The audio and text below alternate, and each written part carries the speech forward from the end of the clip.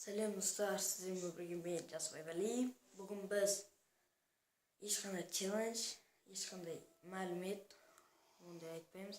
Бүгін мен жайлы 10 факт болады. Мен жайлы 10 факт ол мен туралы 10 факт ол факт. Қандай түсіндіре алмай тұрмын ше.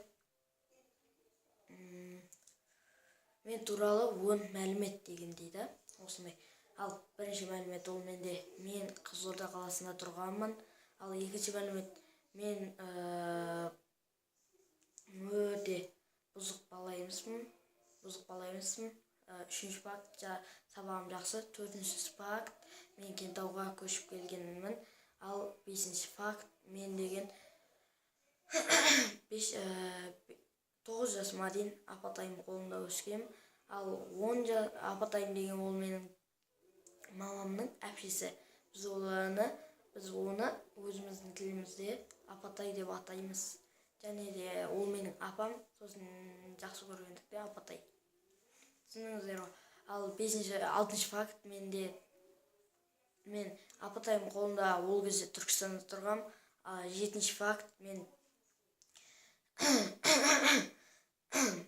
видео ютубқа 2017 жылы осы жылы келдім. Ал 8-ші факт 8-ші факт менде видеоны мен 2017 жылы салдым. Ал 2017 жылы ютубқа келдім. Ал видеоны 2017 жылдың қараша айынан бастап сала бастадым. Ал 9-ші факт мен ешқандай ақша табу үшін келген жоқпын ютубқа. Өзім ютубты жақсы көргендіктен және де халыққа осындай видео түсіруді жақсы көргендіктен келдім.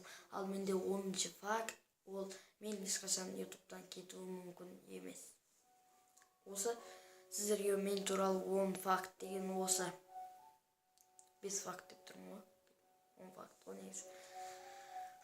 Достар, енді біз ертең 1 желтоқсан күні балалармен, класстастарымызбен қыдыруға шықпақпыз.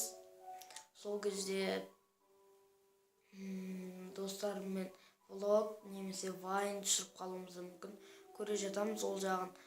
Бізде Нұрасыл деген бала бар, ол өте жақсы, және де күлкі вайн дегенде түсінетін бала. Мейіржан деген бала досымда бар. Солармен енді неге шықпақпыз, қыздар да болады оның арасында. Өзіміз класстастарымыз ғой.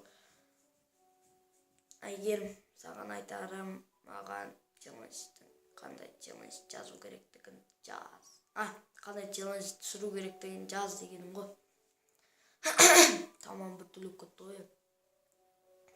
Достар, енді біз сіздермен қоштасамыз. Бүгіндікке сау болыңыздар.